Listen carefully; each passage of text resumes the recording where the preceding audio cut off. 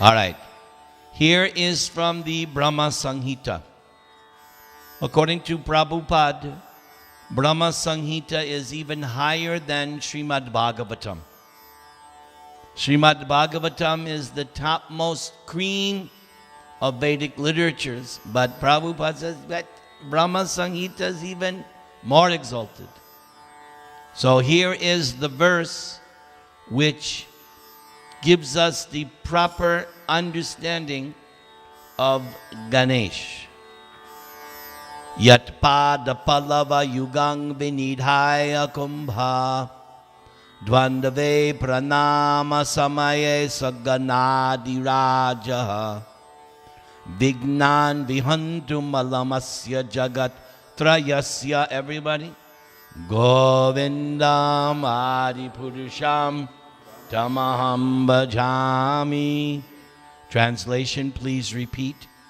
I adore the primeval Lord Govinda, whose lotus feet are always held by Ganesha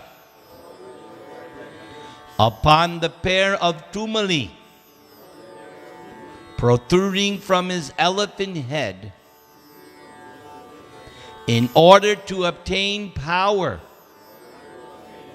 for his function of destroying all the obstacles on the path of progress of the three worlds. So, remember that all the demigods are not independent. They get their power of authority from Govinda or Krishna. This is a fundamental principle of Vaishnava Siddhanta. Srimad Bhagavatam, even Bhagavad-Gītā, the 4 verses in chapter 7 where Krishna talks about worshipping other gods, Anya Devata. Mayaiva vihitan hitan. That's the key line. The demigods cannot offer any benediction without the sanction of Supersoul. This is a lesson that we learn from the Govardhan section in Bhagavatam. Prabhupada makes this point very clearly. Mayaiva vihitan hitan.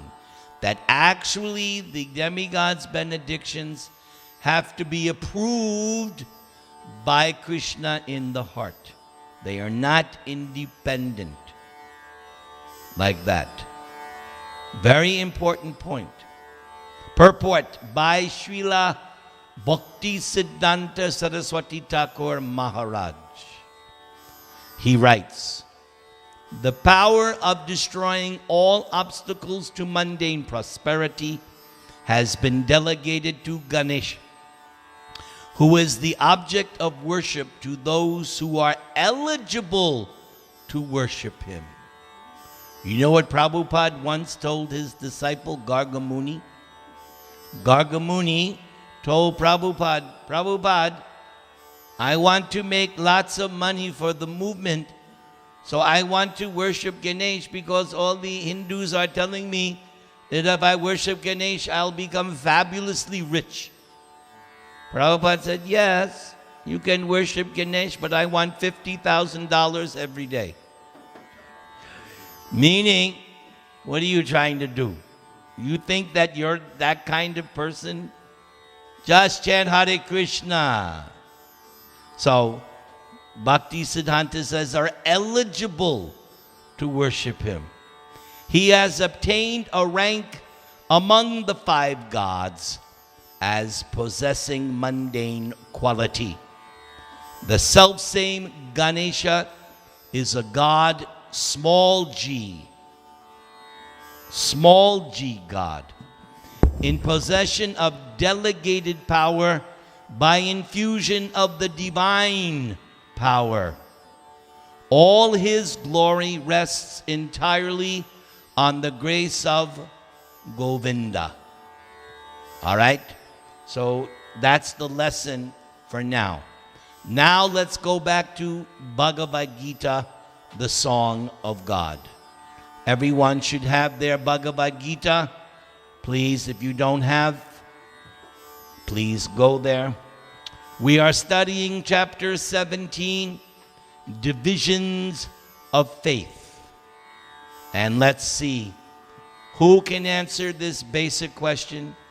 What are the 3 divisions of faith? Who can answer this question?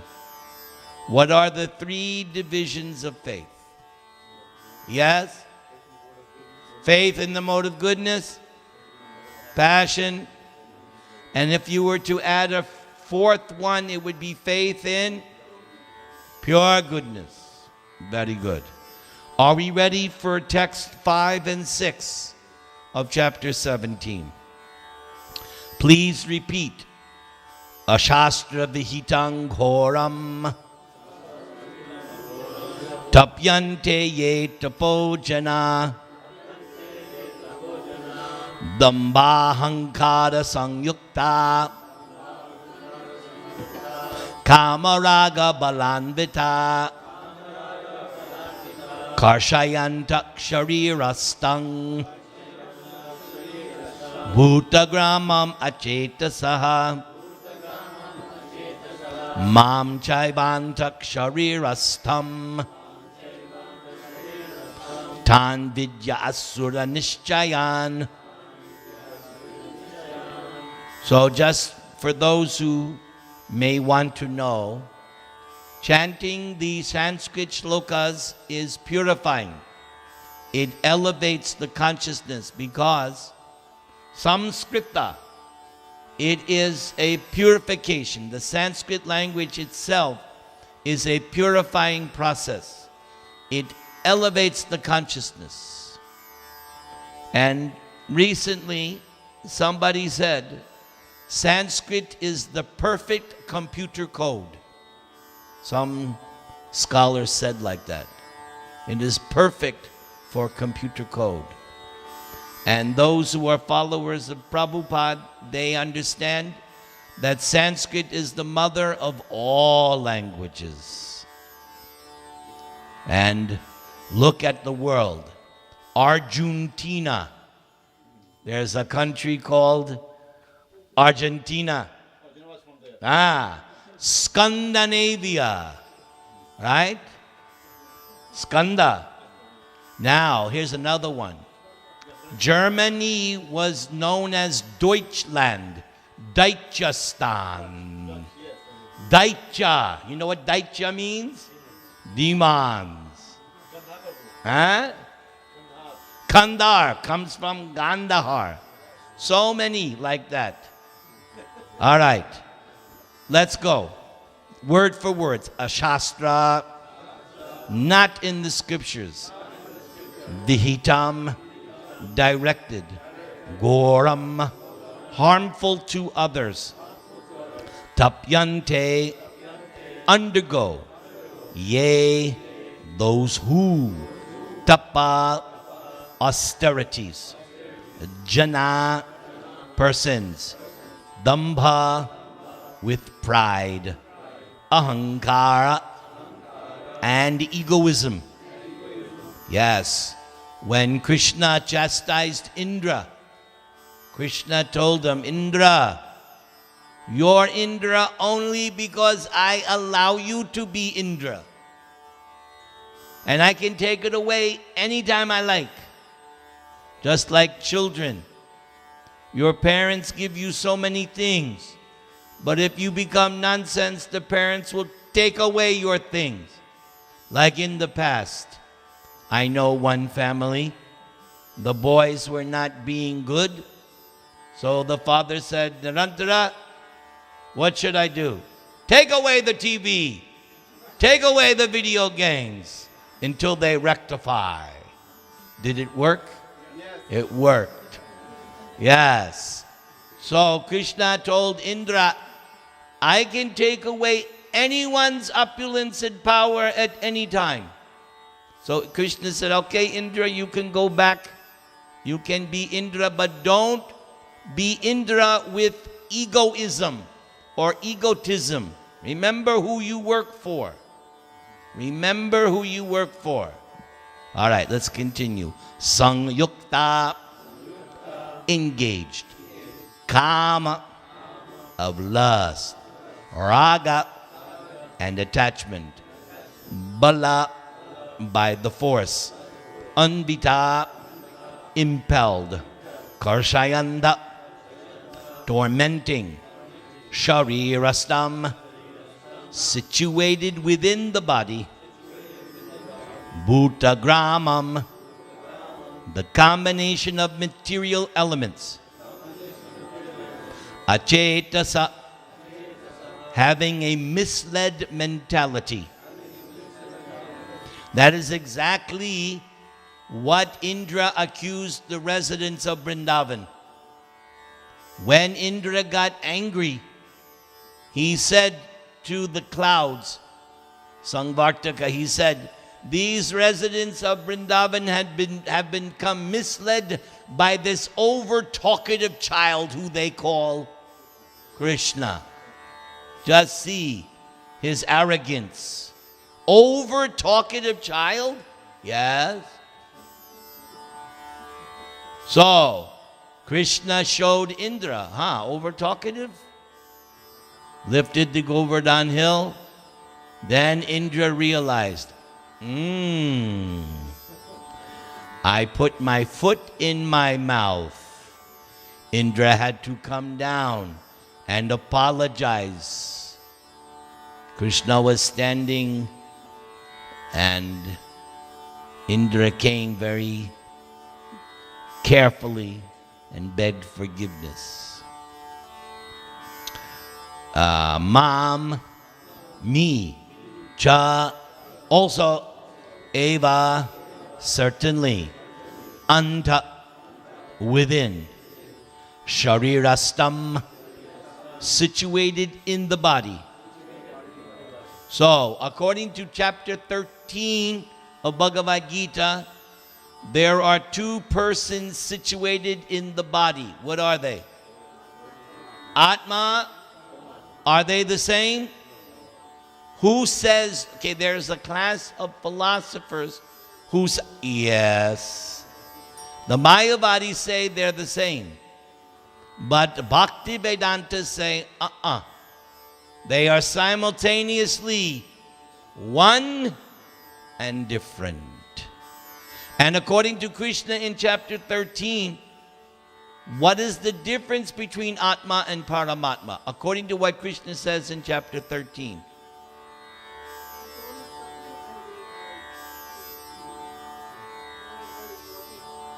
That's not there. The soul knows what? His own body. Whereas Paramatma knows all the bodies. Can you imagine if you knew what was going on in every other body's body? Right? No, you would become the most powerful man because you would know. Oh, I know what he's thinking.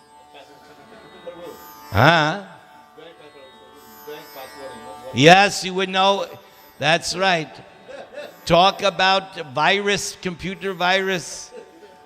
Hack everybody's computer and all the funds would go into your... Right? But, and fortunately, Krishna does not do that because Krishna is not interested in bank accounts. But Krishna says, I know what's going on in everybody. So that is why we are not God. Right there. This is one of many examples. If you were God, then you would be able to know what's going on right now in everybody's body. So if anybody ever says to you, I'm God, very simple. All right, tell me what I'm thinking. Go ahead. Tell me what they're thinking. You're going to bluff now? Now, Janadi Krishna. Next word, tan, them, vidhi, understand, asura nishchayan, demands. Please repeat. those who undergo severe austerities and penances, not recommended in the scriptures, performing them out of pride and egoism, who are impelled by lust and attachment, and who are foolish, and who torture the material elements of the body, as well as the super soul dwelling within, are to be known as demons. So the classic example, Vrikasura. Vrikasura wanted to get benedicted by Lord Shiva. So what was he doing? Cutting his own flesh. You think that's what God wants? That you offer your own flesh? Huh?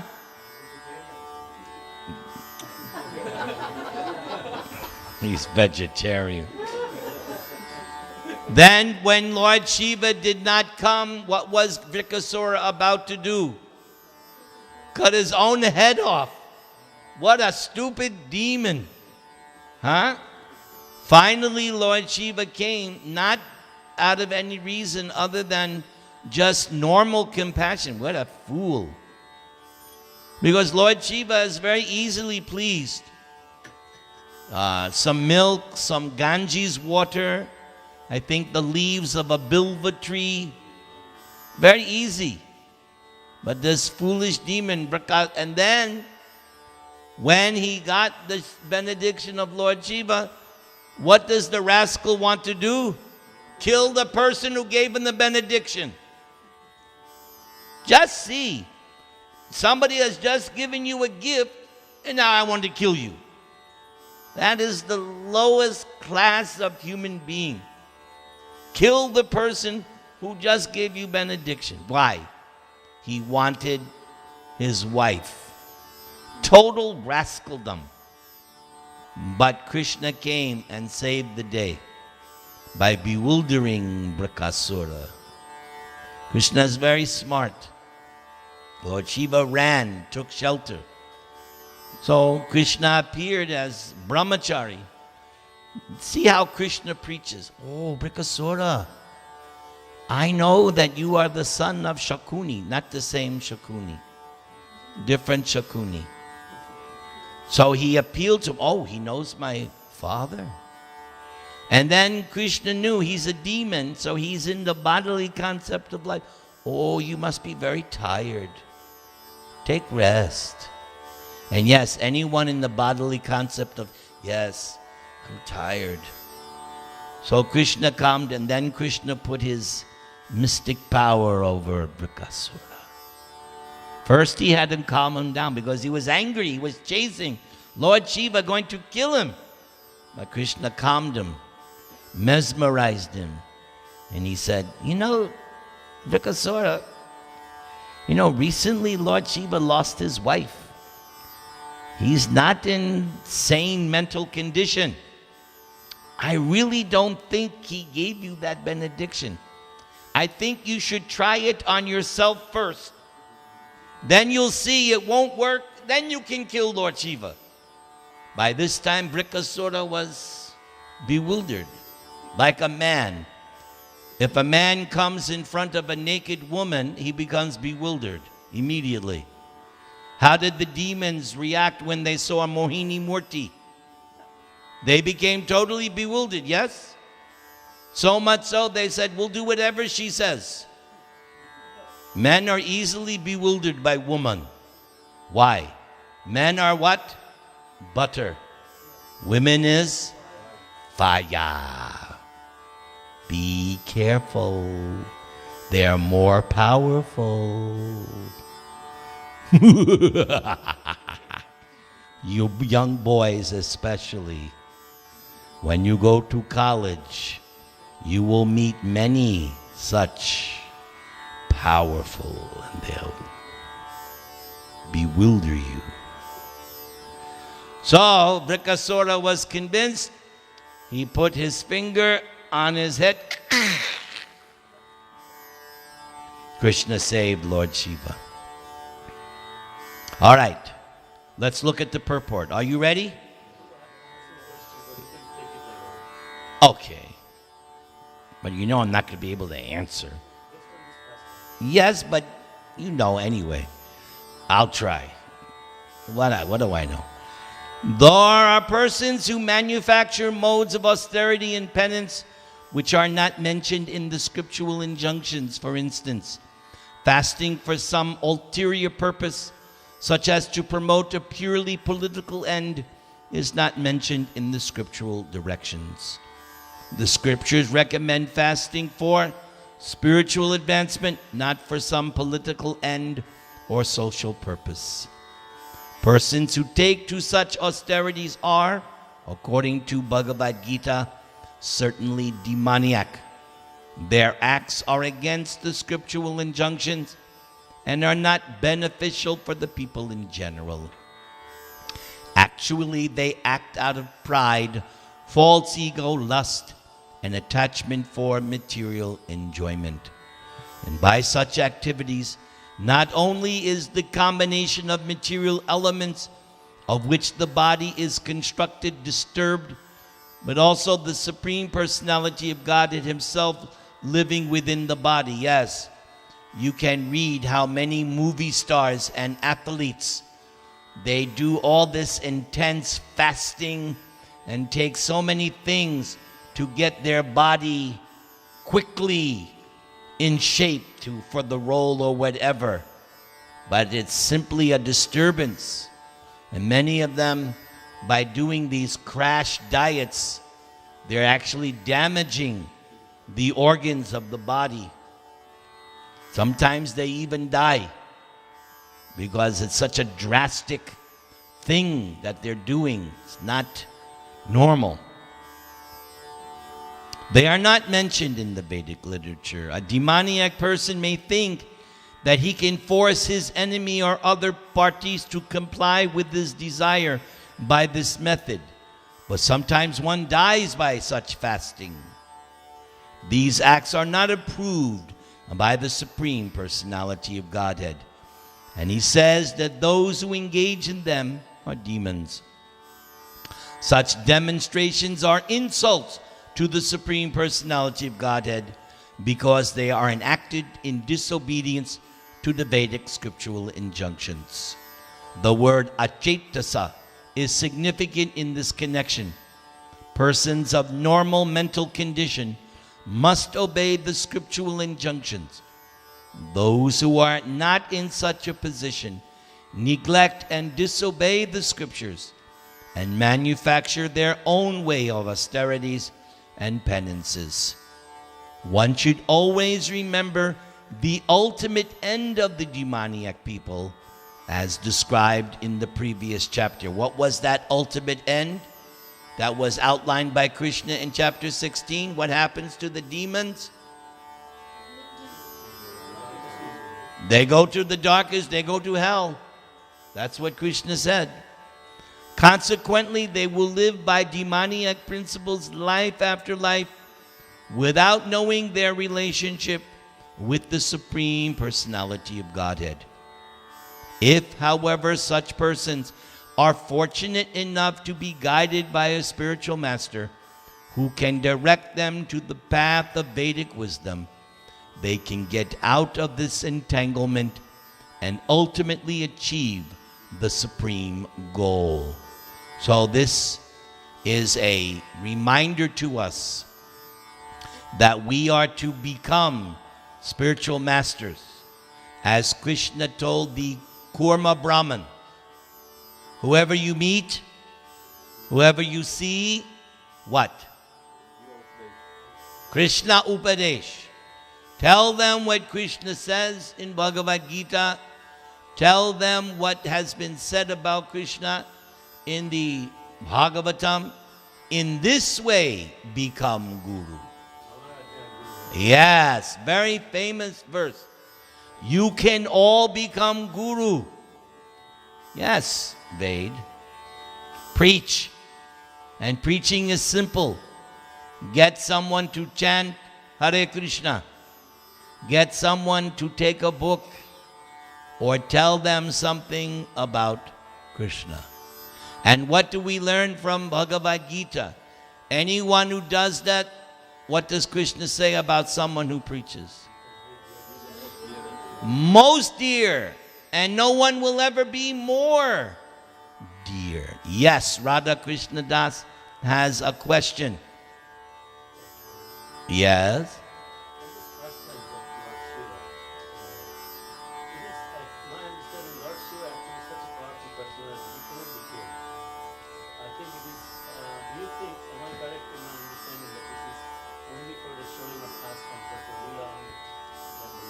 I believe you are right. Lord Shiva cannot be killed, but maybe, I'm just speculating, he gave the benediction. Are you going to take the chance? Well, maybe it, does he know the strength of his own benedictions? Yes. I wouldn't take the chance.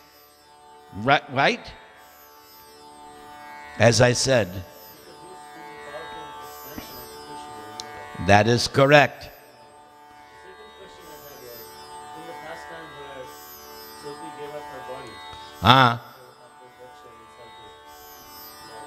Mm.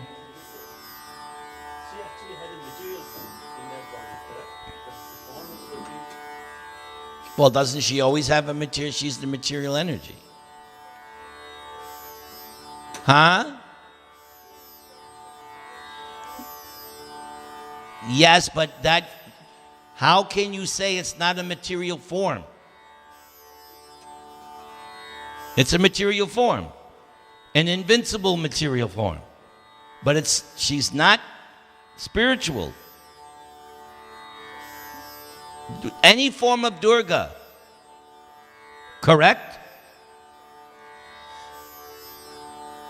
Yes, and she's the shadow expansion of Radharani, but it's still a material form, yes or no? But yes, your point is Radha Krishna Das. So I was trying to understand. So in that sense, how she could give up such a person, such a strong, powerful personality. You already gave the answer. This is also a demonstration. And she even said that didn't she tell her father, when I think of myself and you call me by that name, I become disgusted. I want nothing to do with you, that I got this body from you, because you have offended the greatest of all the devotees, my husband, Lord Shiva. So, yes, she gave up one form, but immediately took on another form. So obviously, it's a material form, but different from our material form. She's the personification of the material. The material energy is always there, yes? Right? So she just changes to another form. Yes or no? The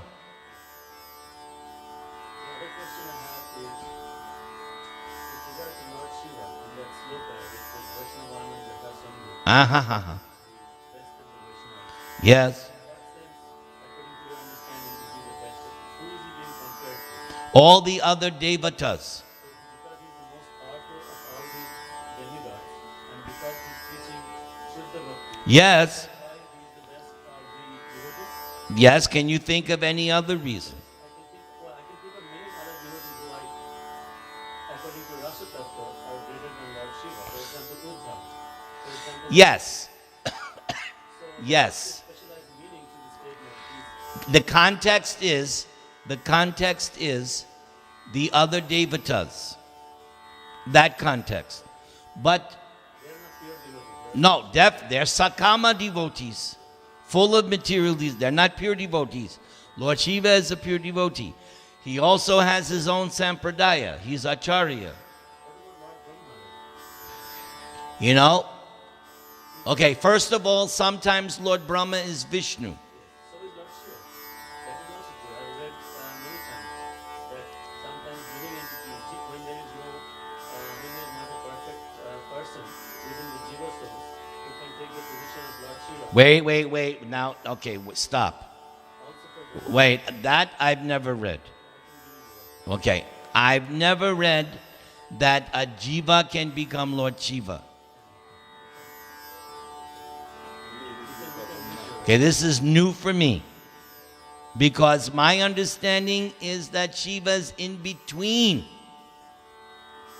That's what we get from Prabhupada's teachings. But when I'm referring to Shiva, I'm talking about all the expansions of Sadashiva that appear in the material. I'm not referring to Okay, Sadashiva. Sadashiva is Vishnu Tattva, yes or no? Okay, but apart from Shiva Tattva, that Vishnu form, according to what Prabhupada writes every place else, Shiva is in between Vishnu and Jiva. So that's why. As a tattva, but it is said, I can show you there, you can take it off, I'm reading the statements from Shastra, where it says that Jiva soul sometimes takes the position of Lord Shiva. Okay, you're introducing a new concept, and you know me. You know me. My point of reference is what? You're not going to find that in. Are you going to be able to find that in Prabhupada's teachings? If you find it in Prabhupada's teachings, that's different. But if it's not in Prabhupada's, you know me.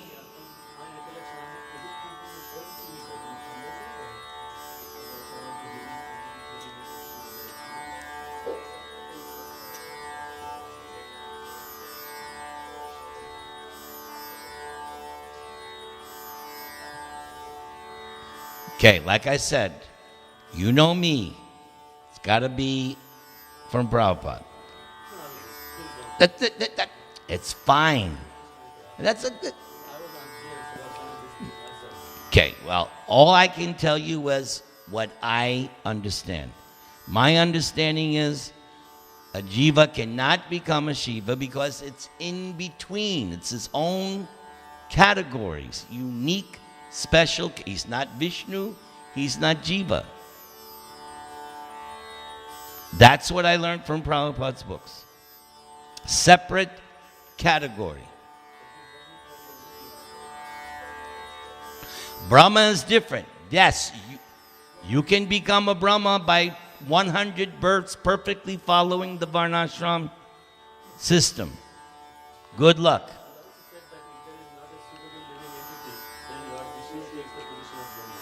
Yes, that is clear. Yes, and we already said that 5 minutes ago. That is not a problem. But a jiva becoming a Shiva, that I have not read in Prabhupada's book. Even Rudra. But the Rudra came from Brahma, right? So, So from Jiva came if Shiva comes from the anger of Lord Brahma, that's also like Krishna. It's just the way he appears. Doesn't mean that he's now underneath. It's just the way that he enters the drama, or my favorite, the dream of the material world. Fair enough? Only send if it's in Prabhupada's books. Because you know me, I'm like this. Only Prabhupada's books.